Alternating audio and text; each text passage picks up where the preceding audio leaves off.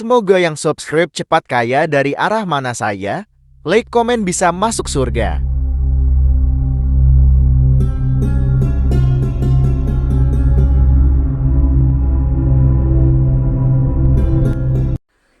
Bismillahirrahmanirrahim. Allahumma sholli ala Sayyidina Muhammad wa ala ali Sayyidina Muhammad. Saudaraku yang dirahmati Allah, dalam sebuah kisah bahwa di zaman Bani Israel dulu ada seorang wanita muda yang terkenal dengan sangat mempesona. Wajahnya ayu dan cantiknya, tubuh seksi menggairahkan. Sayangnya wanita cantik yang bertubuh aduhai ini menggunakan tubuhnya untuk hal yang salah. Semua potensi yang seharusnya mendekatkan pada Tuhan dimanfaatkan untuk mendapatkan uang dengan cara menjual dirinya. Ia adalah seorang pelacur hebat yang terkenal profesional. Ia viral di depan para laki hidung belang. Ia sangat pandai memuaskan laki-laki yang datang dengan nafsu syahwatnya. Ia pelacur senior yang sangat handal. Ratusan atau mungkin ribuan orang sudah porak-poranda dibuatnya. Dalam beberapa literatur menyebutkan bahwa perempuan muda itu bernama Malika. Dikisahkan dalam kitab Duratun Nasihin, wanita itu melakukan aktivitas jual beli diri di rumahnya sendiri setiap hari. Malika menunggu para laki hidung belang dengan bernafsu di atas ranjang kerjanya. Ranjang pemuas nafsunya sengaja diletakkan di dekat pintu depan rumahnya. Ketika pintu depan itu dibuka, orang yang lewat depan rumahnya akan dengan mudah melihat Malika sedang berbaring santuy di atas ranjang. Ia sengaja melakukan itu agar para lelaki yang melintas dapat melihat kecantikannya, sehingga nanti mereka yang imannya tipis setipis tisu akan segera tergoda dan merongkek dompet untuk bisa menikmati waktu bersama Malika. Konon Malika memasang tarif dengan harga yang sangat mahal, yaitu sekitar 100 keping dinar. Uang 100 dinar itu jika kita menggunakan sinar Kuwait dan kemudian mengkonversikannya ke dalam rupiah, maka akan bernilai sekitar 4,8 juta rupiah. Harga yang sangat fantastik untuk usaha pelacur. Namun demikian, banyak lelaki tipis imannya yang bermimpi bisa tidur bersama Malika. Tidak masalah bagi mereka walaupun harus membayar sedemikian mahalnya. Bagi mereka merupakan sebuah pencapaian besar, pencapaian luar biasa yang akan mereka banggakan di tempat-tempat tongkrongan mereka bila bisa menikmati Malika sang pelacur. Pelacur terkaya yang sangat menjaga kualitas tubuh dan pelayan menerimanya. Itu akan membuat mereka bertepuk dada karena bangga. Banyak orang yang kemudian salah terka, mereka mengira bahwa Malika akan mati tua merana dengan penuh hina akibat perbuatan dosanya. Namun siapa sangka Allah memiliki takdir indah yang lain untuk Malika. Malika mendapatkan momen luar biasa yang kemudian mengubah seluruh jalan cerita hidupnya 180 derajat dari sebelumnya. Malika mendapatkan lelaki soleh sebagai suaminya. Dari pernikahannya, Malika dan suami memiliki 7 anak laki-laki soleh yang semuanya diangkat Allah menjadi nabi. Bagaimana bisa semua itu terjadi? Amalan apa yang sudah dilakukan Malika dalam hidupnya? Sebelum melanjutkan kisah ini, mari kita bantu channel ini untuk terus berkembang dengan cara mensubscribe dan mengaktifkan tanda lonceng. Jangan lupa berikan komentar yang baik, share video ini kemanapun supaya banyak yang mendapatkan manfaatnya. Semoga bernilai amal jariah karena membantu syiar Islam kepada manusia. Amin, amin, Allahumma amin. Suatu hari ada seorang pria muda melintas di depan rumah Malika, sang pelacur. Dia adalah laki-laki soleh, ahli ibadah. Ia berasal dari daerah yang sangat jauh dari sana. Sebut saja namanya Pulan. Ketika lewat secara tidak sengaja, mata Pulan memandang tubuh Malika di atas ranjangnya. Kata orang-orang soleh, pandangan pertama yang tanpa sengaja merupakan rejeki, sedangkan setelah pandangan pertama, pandangan keduanya dan pandangan ketiganya adalah dosa, karena sudah berbalut nafsu syahwat. Mendadak bergejolaklah darah mudanya. Mengelihat syahwat dan nafsunya sebagai ahli ibadah, Ia berusaha sekuat tenaga menahan nafsu birahinya, bahkan kemudian ia sempat berdoa kepada Allah supaya menghilangkan syahwat setan yang tengah melanda hatinya. Meskipun sudah ditahan nafsunya terus membara, syahwat tubuhnya menegang dan akhirnya benteng imannya jebol. Ia tidak mampu lagi mengontrol hawa nafsunya. Pulan pun kemudian mencari tahu caranya bagaimana supaya bisa menikmati malam bersama Malika. Ternyata tarifnya yang sangat tinggi senilai 400 dinar. Pulan tidak punya uang sebanyak itu. Ia lantas mencari cara supaya bisa mendapatkan uang untuk membayar tarif tidur bersama Malika. Alhasil Pulan menjual semua barangnya termasuk pakaian yang ia bawa dari hasil penjualan. Itu ia berhasil mendapatkan uang yang cukup untuk membayar Malika. Dengan mantap dan yakin Pulan mendatangi rumah Malika. Sesampainya di sana, pegawai Malika menyuruhnya membayar uang tarif pelayanan. Ternyata malam itu Pulan belum bisa menuntaskan hasratnya. Ia harus menunggu giliran mengantri bersama puluhan lelaki yang lainnya yang mempunyai niat yang sama. Maklum Malika adalah impian semua lelaki kala itu. Pegawai Malika kemudian memberikan nomor antrian Pulan sekaligus mencatat waktu pelaksanaannya. Tepat pada waktu yang telah disepakati, Pulan mendatangi rumah Malika, si wanita pelacur. Malika terlihat sudah berhias rapi, ia duduk menggoda di atas ranjangnya. Pulan kemudian masuk ke dalam dan duduk bersama Malika. Di atas ranjang mereka saling berdiam. Beberapa menit mereka lewati hanya dengan berdiam-diaman, tanpa obrolan, tanpa adanya gerakan lainnya. Kemudian Malikia berinisiatif mengulurkan tangannya. Tangan itu hendak meraih tubuh Fulan, belum sampai dari jemari lentik si Malika menyentuh kulit Fulan. Tiba-tiba Fulan merasa sekujur tubuhnya dingin seperti disiram air es. Tubuhnya menggigil, hatinya terguncang, rasa bersalah dan ketakutan hebat tiba-tiba menyelimuti tubuh Fulan.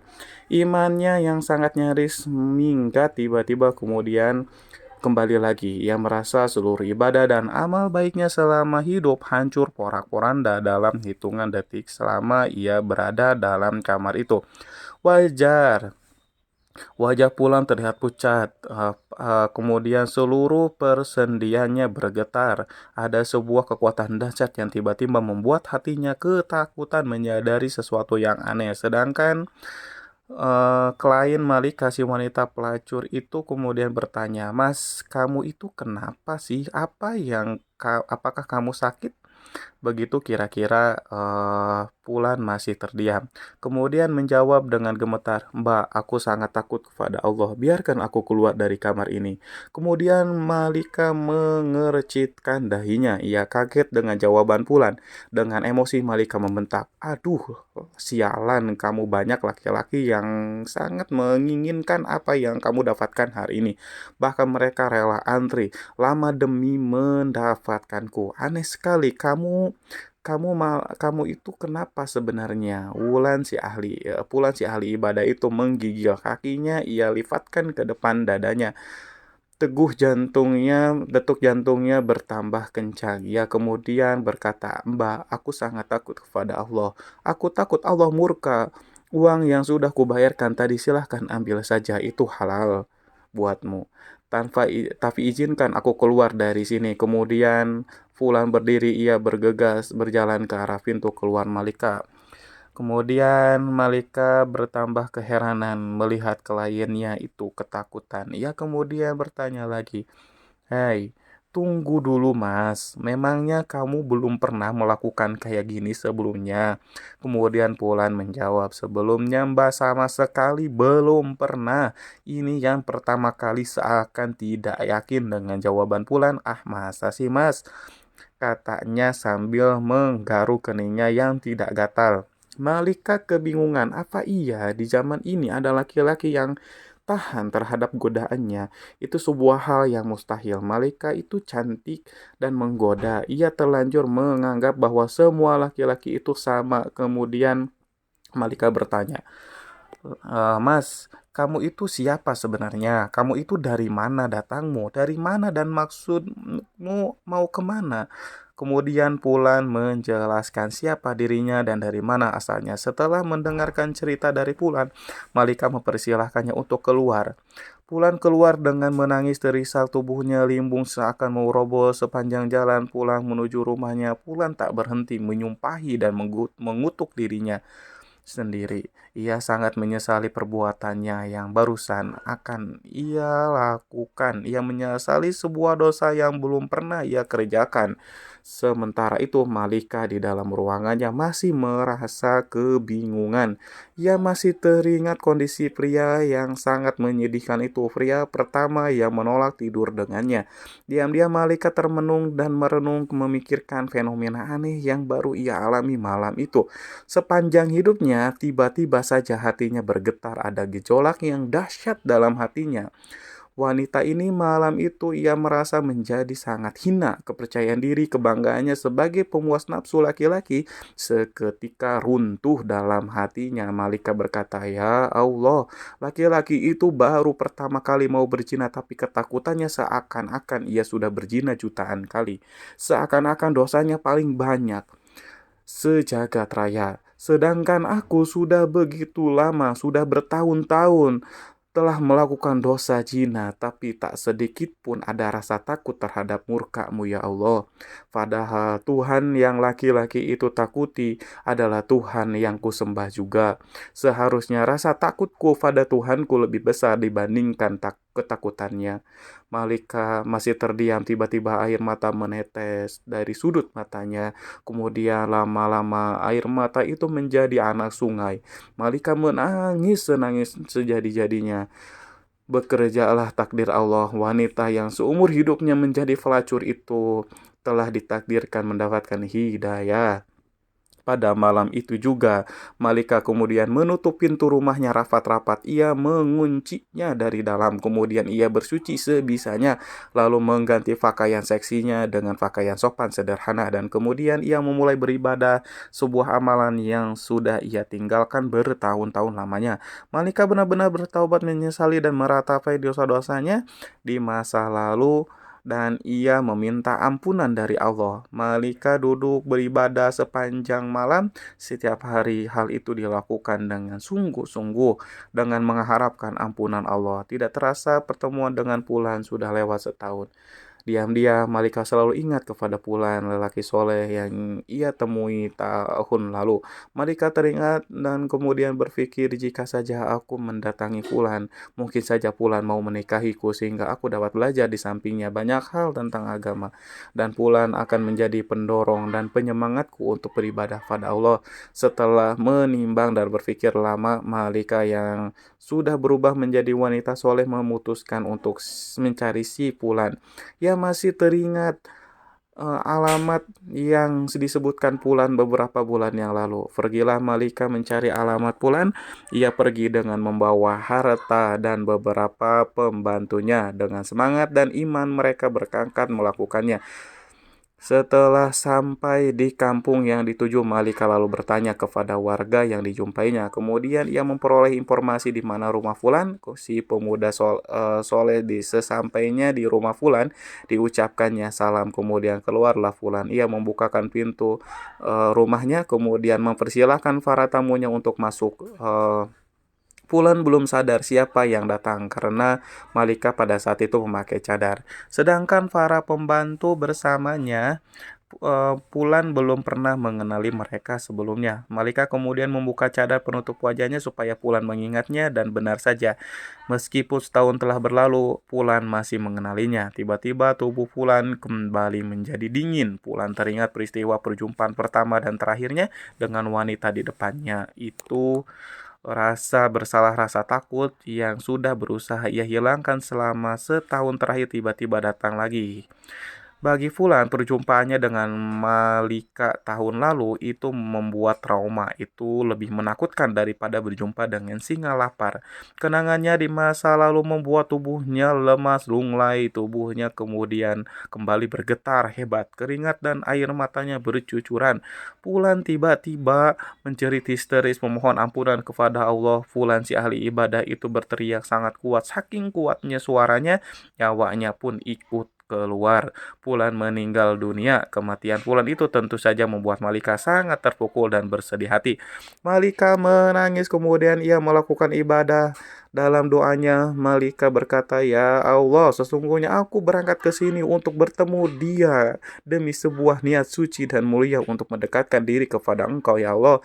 Tetapi Engkau lebih mencintai dan menginginkannya kembali kepadamu." Tangis Malika pecah, air matanya tumpah setelah pulang selesai dimakamkan. Kemudian Malika bertanya kepada keluarganya, apakah Pulan punya seorang saudara laki-laki di antara keluarganya yang membutuhkan seorang istri? Kemudian orang-orang di situ menjawab, iya betul, Pulan masih punya saudara laki-laki. Orangnya juga sangat soleh, tetapi dia itu melarat, miskin, tidak punya harta. Kemudian Malika berkata, oh ya tidak, berharta dan miskin bukanlah sebuah masalah bagiku. Aku ini wanita kaya, aku berkecukupan harta. Yang terpenting suamiku nanti bisa membimbingku untuk mendekatkan diri kepada Allah. Akhirnya kemudian saudara si Pulan, si ahli ibadah, dilamar oleh Malika. Mereka pun kemudian menikah. Allah Subhanahu wa taala memberikan kebahagiaan bagi rumah tangga mereka berdua. Bahkan dari pernikahannya mereka dikaruniai 7 orang anak laki-laki. Dan sebuah hal yang sangat luar biasa, Masya Allah, semuanya atas takdir Allah. Ke-7 anaknya itu diangkat oleh Allah menjadi nabi-nabi dari kalangan Bani Israel. Sebuah anugerah besar, sebuah barokah dari taubat yang sesungguhnya ini adalah pelajaran penting bagi kita untuk tidak memandang remeh, memandang rendah yang lain. Mungkin saja saat ini ada orang itu ahli maksiat, penuh dosa, namun ternyata besok pagi orang itu bertobat kemudian menjadi ahli ibadah dan menjadi kekasih Allah. Dari Anas bin Malik dan Abu Hurairah radhiyallahu an, Rasulullah bersabda, Allah Allah Subhanahu wa taala berfirman, apabila seseorang hamba mendekatiku sejengkal, maka aku akan mendekatinya 1 hasta. Apabila hamba itu mendekati aku 1 hasta, maka aku mendekatinya satu depan. Apabila hamba itu mendatangiku dengan berjalan kaki, maka aku akan mendatanginya dengan cara berlari. Hadis sahih riwayat Bukhari. Para sahabat yang dirahmati Allah, oleh karena itu jangan main-main dengan pertaubatan seseorang. Jangan main-main dengan kalimat tobat. Jika seorang sudah bertaubat kepada Allah, Allah tidak akan lagi memandangnya bagaimana masa lalunya. Yang Allah pandang dari seseorang adalah masa kininya dan bagaimana nanti akhir hidupnya. Semoga kita semua dipilih oleh Allah untuk menjadi hamba-hambanya yang meninggal dengan cara husnul khotimah. Wallahu a'lam bishawab. Wassalamualaikum warahmatullahi wabarakatuh.